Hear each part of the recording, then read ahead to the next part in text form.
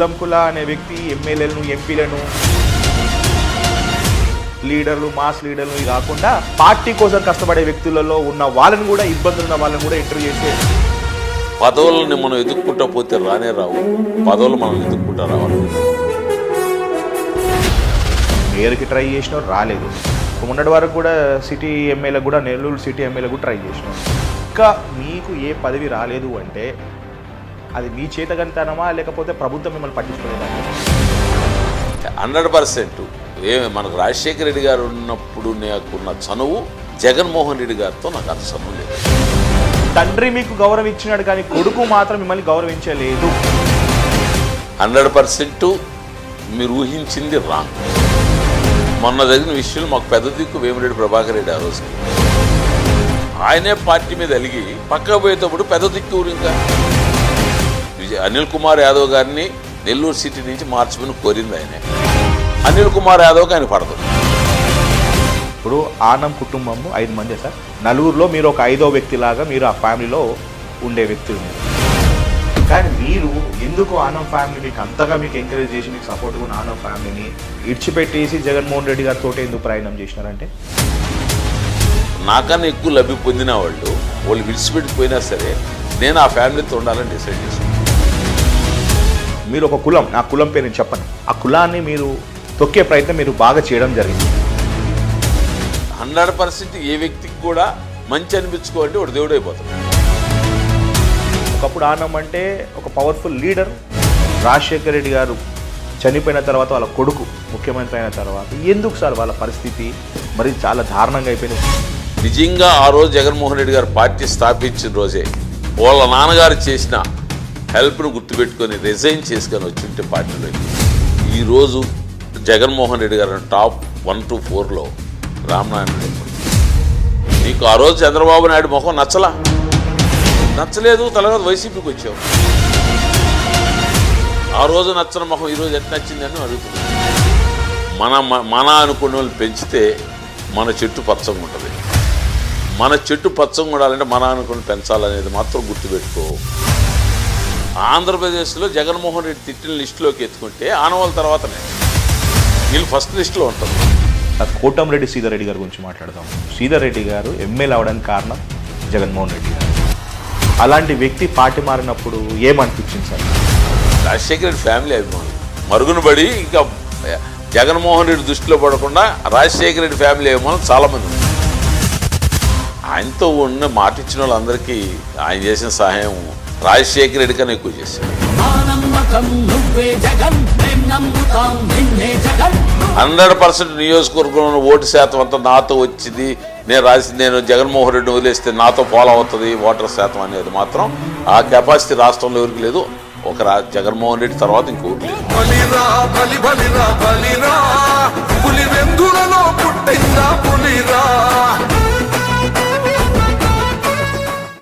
మీరు NUDA చైర్మన్కి try చేసినారు రాలేదు, మేయర్కి ట్రై చేసినారు రాలేదు, సిటీ ఎమ్మెల్యే కూడా ఇప్పుడు మొన్నటి వరకు కూడా సిటీ ఎమ్మెల్యే కూడా నెల్లూరు సిటీ ఎమ్మెల్యే కూడా ట్రై చేసినారు.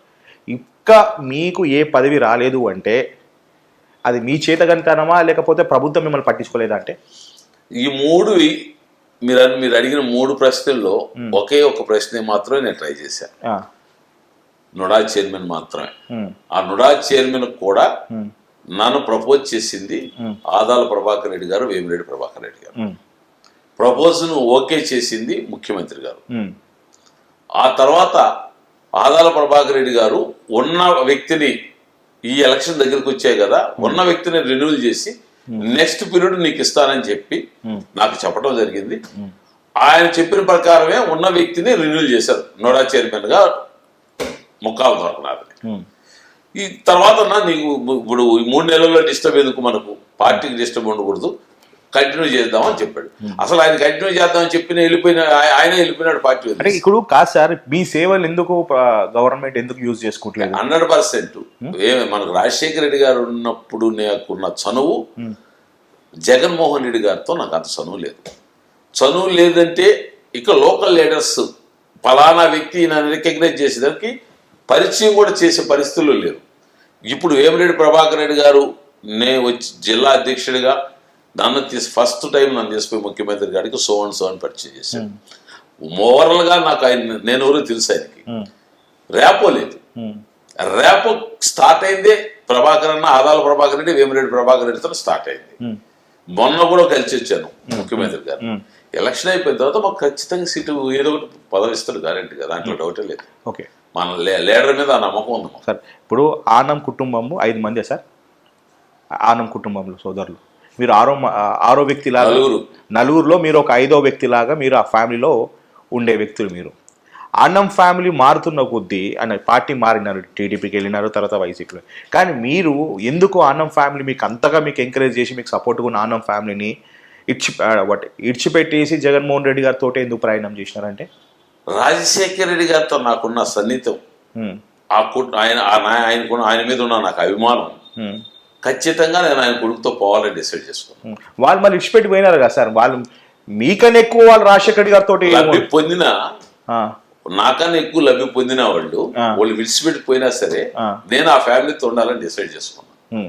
నాకు రాజశేఖర రెడ్డి గారు దాదాపు లక్షల మంది ప్రోగ్రామ్ లో ఉన్నా కనుచూపు మేరలోనే కనపడితే పెంచలని పిలిచి పక్కన పెట్టుకుంటాడు. అంత స్థాయిలో ఉన్న వ్యక్తి మనకు అంత గౌరవం ఇచ్చినాడు. మనం ఆ రోజుల్లో తండ్రి మీకు గౌరవం ఇచ్చినాడు కానీ కొడుకు మాత్రం మిమ్మల్ని గౌరవించలేదు. తనయుడు కూడా ఇస్తాడు. తనయుడు దగ్గర మనం పోలా, మందే లేటు. తండ్రికి మించిన తనయుడు సహాయం చేయట్లో పరిచయం లేకుండా, నెల్లూరు తెలియకుండా, రేపో లేకుండా నన్ను పిలిచే స్థాయిలో నేను లేదు. నెల్లూరు జిల్లాలో మీరు అంటే సుపరిచితులు, ప్రతి ఒక్కరు గుర్తుపెడతారు. సీనియర్ కాంగ్రెస్ కానీ సీనియర్ వైసీపీ కానీ ప్రతి ఒక్కరు పార్టీలకు సంబంధం లేకుండా మిమ్మల్ని ఇష్టపడతారు, మీకు గౌరవిస్తారు. కానీ ఈ వ్యక్తి జగన్మోహన్ రెడ్డి గారి దృష్టిలో ఇంకా పడలేదు అంటే గత 10 సంవత్సరాల నుంచి పార్టీ పెట్టి లోకల్ లీడర్స్ ప్రాబ్లం అంటే ఇక్కడ పార్టీలో ఐకమత్యం లేదు. ఇవి ఎక్కడ ఎదిగిపోతాడు పెంచలయ్యా, ఎక్కడ మంది దొక్కేస్తారు, ఎక్కడ డైరెక్ట్ జగన్మోహన్ రెడ్డి గారు కరెక్ట్ అవుతారు. లోకల్ లీడర్స్ ప్రాబ్లం అదే ఎక్కడ లేదు. అది ఇప్పుడు మనకు అది లేదు. ఇప్పుడు లోకల్ లీడర్స్ వాళ్ళు ఉంటే కదా సార్ ఇప్పుడు ప్రాబ్లం లేరు కదా. ఇప్పుడు సరైన లీడర్లు ఉంటే కదా సార్ మీకు అట్లా కూడా కాదు. సరైన లీడర్, పార్టీకి లీడర్షిప్ అనేది చాలా 0.00 లీడర్షిప్. పార్టీ 100% ఉంటుంది. పార్టీ వదిలిపోయిన వ్యక్తి ఎవరైనా కానీ ఆ పర్సెంటేజ్ ఆఫ్ ఓట్ తీసుకుపోయే శక్తి ఉన్నాడు జిల్లాలో కదగా, రాష్ట్రంలో లేరు. వైఎస్ఆర్ కాంగ్రెస్ పార్టీకి సంబంధించి ప్రత్యేకంగా ఏదైనా మంచి ఇమేజ్ ఉన్నాడని పోతే ఒక 5,000 ఓట్లు తీసుకుపోతాడు. లేదు కొంచెం ఒక 6,000 ఓట్లు తీసుకుపోతాడు. 100% నియోజకవర్గంలో ఓటు శాతం అంతా నాతో వచ్చింది, నేను జగన్మోహన్ రెడ్డి వదిలేస్తే నాతో ఫాలో అవుతుంది ఓటర్ శాతం అనేది మాత్రం ఆ కెపాసిటీ రాష్ట్రంలో ఎవరికి లేదు. ఒక జగన్మోహన్ రెడ్డి తర్వాత ఇంకోటి లేదు. సార్ మీ మీద ఉన్న ఒక ప్రధానమైన ఆరోపణ ఏంటి అంటే మీరు ఒక కులం, నా కులం పేరు నేను చెప్పను, ఆ కులాన్ని మీరు తొక్కే ప్రయత్నం మీరు బాగా చేయడం జరిగింది. అది ఏ నాయకుడైనా మీ మీద ఉన్న ఫస్ట్ అదే ఆ కులం నేను పేరు ప్రస్తావించదలుచుకోలేదు. కానీ ఎందుకు అంటే మీకు కేవలం రెడ్డిలు అంటే నెల్లూరు రెడ్డిలు అంటే రెడ్డిల మీదనే ప్రేమ ఉంటుందా, మిగతా కులం వారు కాదా సార్? అంటే మీ ఎదుగుదలకి అదే ఒక మైనస్ కారణం అయిందా సార్? ఒక కులాన్ని ఎంకరేజ్ చేయకుండా తొక్కే ప్రయత్నం మీరు చేసినారు.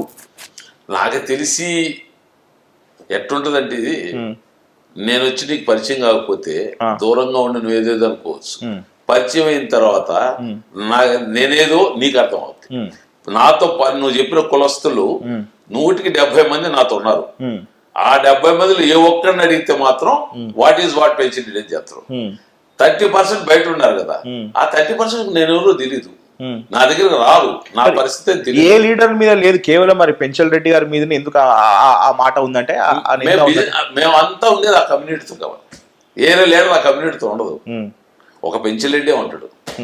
అలాంటి పెంచల్ రెడ్డి గారి మీదనే ఈ క్యాస్ట్ వాళ్ళు ఎందుకు ఇట్లా బాగా బురజలుతురా నిందిస్తున్నా వాస్తవేనా? 100% 70% మనతో ఉంటారు, 30% వాళ్ళే మొత్తం బురజలుతారు. ఎందుకు జగన్మోహన్ రెడ్డి గారిని చల్లటం లేదా?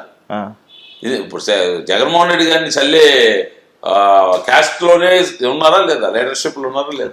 చంద్రబాబు నాయుడు గారిని చల్లటం లేదా? 100% ఏ వ్యక్తికి కూడా మంచి అనిపించుకోవాలంటే వాడు దేవుడు అయిపోతాడు. ఇప్పుడు దేవుడు అవుతుంది 100% మంచి అనుకుంటే వాడు పని చేయలేడు అని అవుతాడు, దేవుడు అని అవుతాడు. ఏ పని చేయకుండా ఉండేవాడు 100% ఉత్తముడు. ఎందుకంటే పని చేస్తే నీకు నేను వేస్తాను అనుకో, అబ్బాయికి నష్టం వస్తుంది, అబ్బాయి నన్ను ఓకే అన్నాడు. అబ్బాయి ఖచ్చితంగా తిడతాడు. సార్ అనుభవం ఏ పని చేయలేదు అనుకో, మా కేవీ సుబ్బారెడ్డి చచ్చిపోయిన ఎమ్మెల్యే ఉన్నాడు ఆయన, ఆయన 100కి 100 అందరూ మంచివాళ్ళు అంటారు. ఆయన ఊరికి ఏం చేయడు. ఒకప్పుడు ఆనం బ్రదర్స్ అంటే నెల్లూరు, నెల్లూరు అంటే ఆనం బ్రదర్స్ అంటే జిల్లాని శాసించినారు. అంటే రాజశేఖర్ గారి పీరియడ్లో ఏ నిర్ణయం తీసుకోవాలన్నా ఒక కార్పొరేటర్ దిగాలకు ఒక పెద్ద దిక్కు, నెల్లూరు జిల్లాకి పెద్ద దిక్కు ఆనం సోదరులు. ఒకరు మరణించడం జరిగింది, ఒకరు మాత్రం ఉండడం జరిగింది. విత్ ఇన్ షార్ట్ పీరియడ్లో రాజశేఖర రెడ్డి గారు హయాంలో వెలుగు వెలిగిన ఆనం ఫ్యామిలీ, ఆనం సోదరులు, రాజశేఖర రెడ్డి గారు చనిపోయిన తర్వాత వాళ్ళ కొడుకు ముఖ్యమంత్రి అయిన తర్వాత ఎందుకు సార్ వాళ్ళ పరిస్థితి మరి చాలా దారుణంగా అయిపోయింది. వారసత్వం కూడా ఆగిపోవడం కారణం ఎందుకైంది సార్?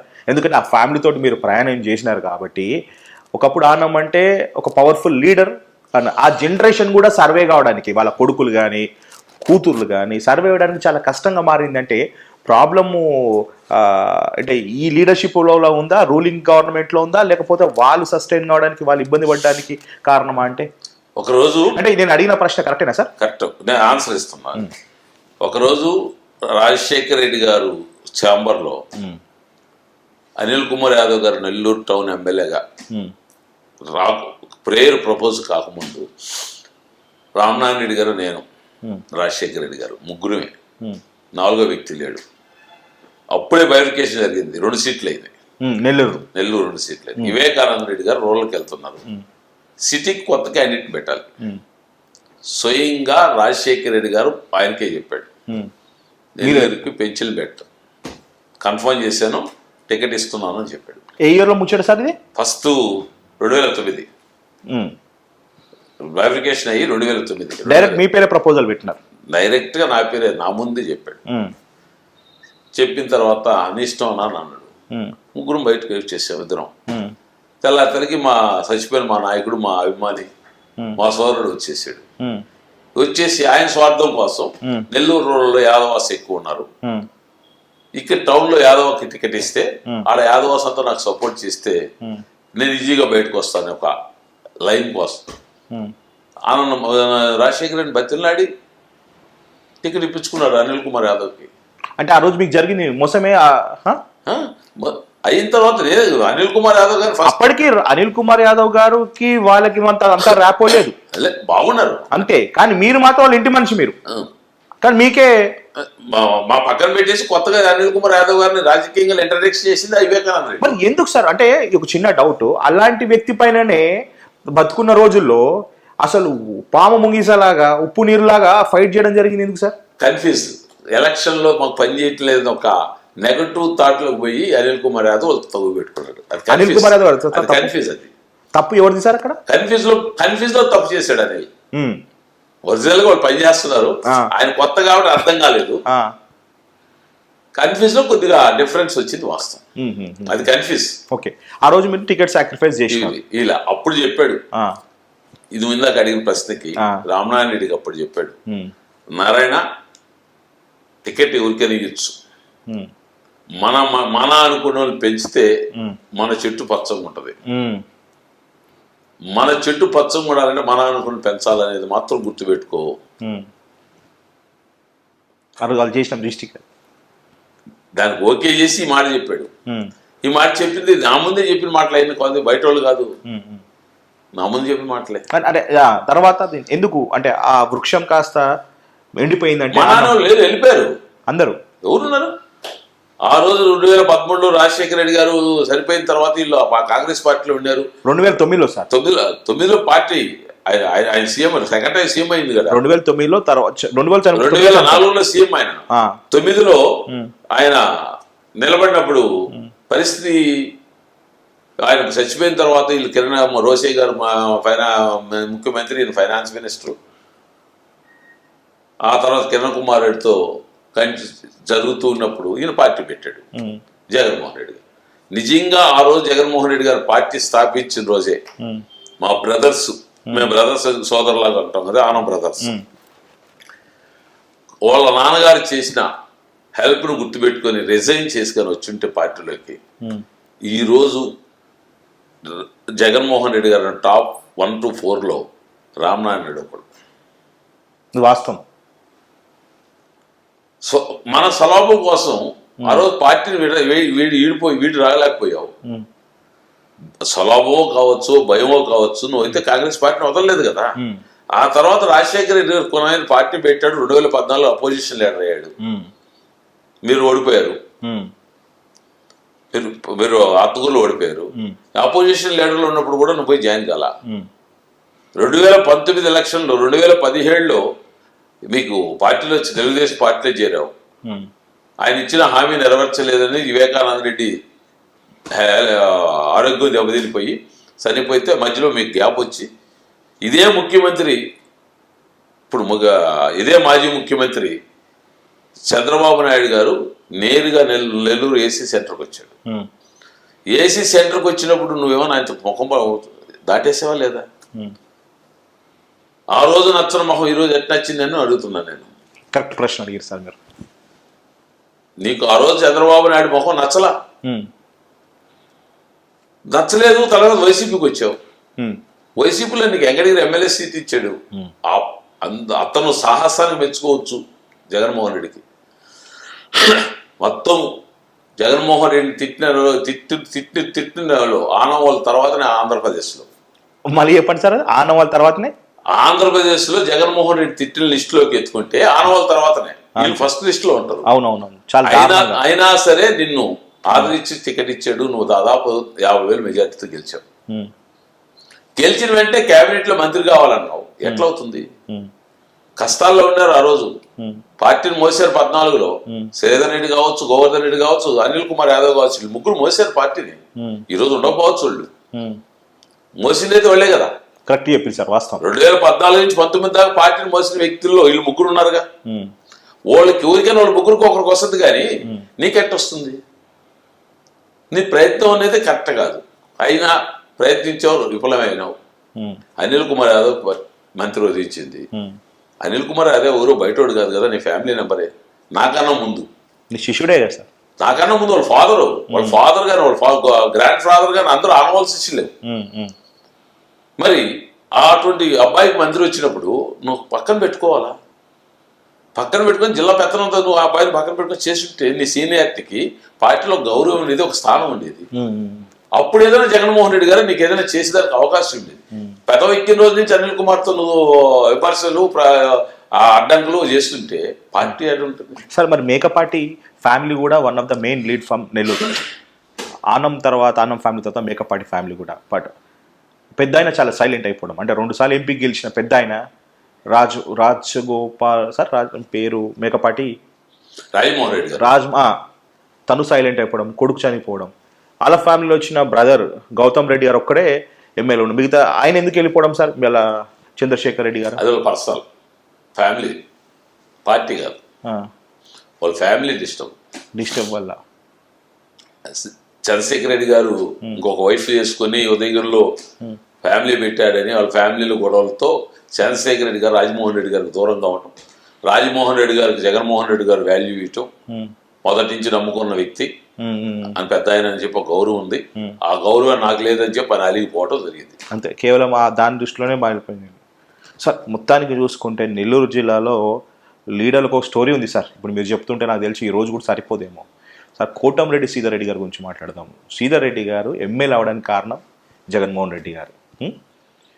2 సార్లు ఎమ్మెల్యే అవ్వడం, ఈ స్థాయి రాష్ట్ర స్థాయి పేరు రావడం, ఆర్థికంగా ఉండడము, వాళ్ళ తమ్ముడు కూడా చాలా బలంగా వెళ్ళిపోవడం. వాళ్ళ తమ్ముడు మనిషి అధికంగా ఫైనాన్స్ అంతేనా?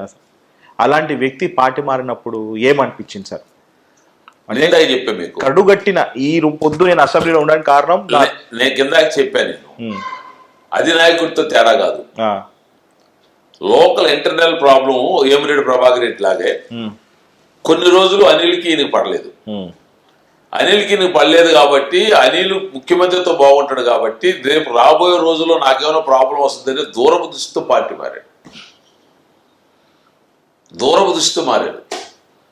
అనిల్ ఏదైనా ఇబ్బంది పెడతా టికెట్ రాని కూడా చేస్తలేమని సార్. మొత్తానికి పార్టీలో ఉన్నా సరే శ్రీధర్ రెడ్డికి టికెట్ ఇచ్చిండేవాడు జగన్మోహన్ రెడ్డి ఖచ్చితంగా. ఎందుకంటే కష్టాల్లో ఉన్న ఏ వ్యక్తిని ఆయన మర్చిపోలేం. ఆయన అపోజిషన్ లో ఉన్నవాడితో ప్రయాణం చేసిన వాళ్ళందరికీ మిమ్మల్ని మాత్రం మర్చిపోయింది సార్. నేను అపోజిషన్ లో ఆయన ప్రయాణం చేసిన పార్టీ కార్యకర్త నేను ఆయన ఫోకస్ కాలేదు. కానీ ఆయన దృష్టిలో పడి ఉంటే మాత్రం నేను పంచిపోసి పడలేదు.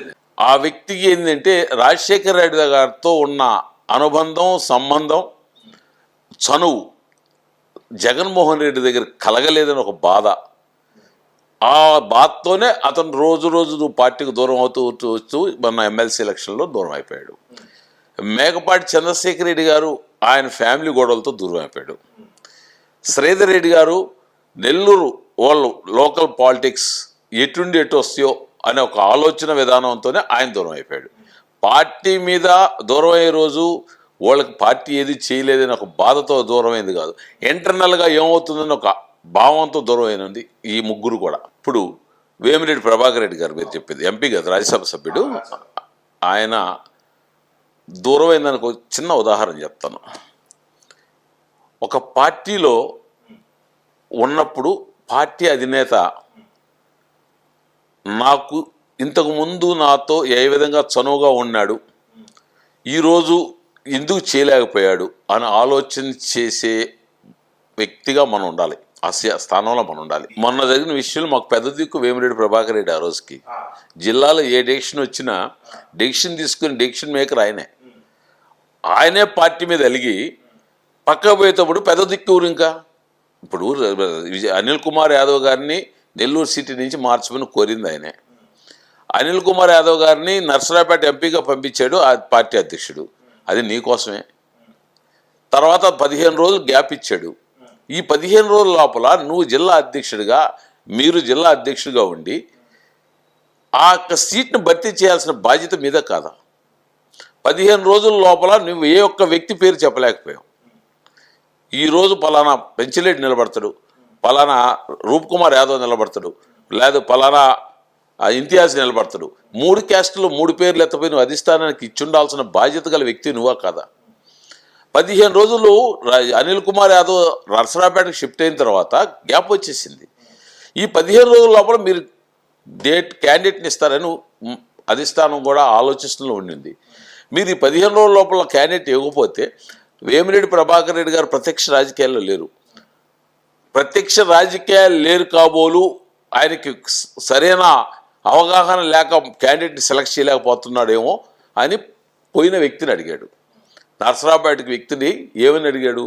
ముస్లిం మైనారిటీకి ఇద్దాం నెల్లూరు, ఎవరైతే బాగుంటుంది, ఏంది దాని ఇస్తే దాని స్ట్రాటజీ ఏంది అని అడిగాడు.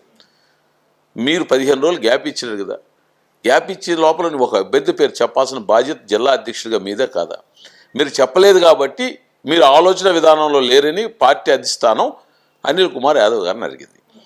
అప్పుడు ఒక సామాన్యుడైనటువంటి ఖలీల్ అహ్మద్ ముస్లిం మైనారిటీకి సంబంధించిన పెట్టాలంటే మాత్రం ఇతను పెట్టండి అని చెప్పించాడు. పార్టీ అధిష్టానం డెసిషన్ తీసుకుంది. వస్తున్నాను, ఎప్పుడైతే పార్టీ డెసిషన్ తీసుకునిందో వేమిరెడ్డి ప్రభాకర్ రెడ్డి గారు నన్ను కన్సల్ట్ చేయకుండా పార్టీ అధిష్టానం డిసైడ్ చేసుకుందనే భావంతో బాధతో ఆయన పార్టీ మారాలని డిసైడ్ అయ్యాడు. ప్రభాకర్ రెడ్డి గారితో అత్యంత సన్నిహితంగా ఉంటాడు కాబట్టి రూప్ కుమార్ యాదవ్ అన్నతో పోదాం, అనిల్ కుమార్ యాదవ్కి ఆయన పడదు. వాళ్ళిద్దరికి పర్సనల్ ప్రాబ్లమ్స్ మనకు తెలియదు. ఆయన పడినప్పుడు ఇంకా మనం నెక్స్ట్ ఆల్టర్నేటివ్ నాకు వేమిరెడ్డి ప్రభాకర్ రెడ్డి నాకు నాయకుడని మేము భావించినప్పుడు ఆయన ఎట్టపోతే అటు పోవాలా. కానీ ఒక ఎమ్మెల్యే అభ్యర్థిని గెలుచుకుని సిటీ ఎమ్మెల్యేని గెలిచే అభ్యర్థి గెలిపించే ప్రయత్నంలో ఆయన కన్నా ఎక్కువ మీరు తిరుగుతున్నారు సార్, అది చాలా అప్రిషియేట్. అంటే తన గెలుపు నా గెలుపులాగా, అంటే నేనే ఎమ్మెల్యే అనే రేసులో ఎమ్మెల్యేతో పాటు సమానంగా మీరు వర్క్ చేస్తున్నారు. సో దీని మీద ఆశ ఉందా సార్? ఇక మళ్ళీ అంటే ఇప్పుడు మీరు వేరే వ్యక్తి లాస్ట్ టైం వేరే వాళ్ళని గెలిపించుకునే ప్రయత్నం చేశారు, ఈసారి మళ్ళీ వేరే మీరు ఎప్పుడు ఉంటారు సార్? మీరు గెలిచే అవకాశం మీకు? ప్రతి బెంచ్కి ఒక అవకాశం రావాలి, మనం ప్రయత్నిస్తే రాదు. రామనారాయణ రెడ్డి గారు 2 టర్మ్స్ ఓడిపోయాడు, తెలుగుదేశంలో ఒకసారి కాంగ్రెస్లో ఒకసారి.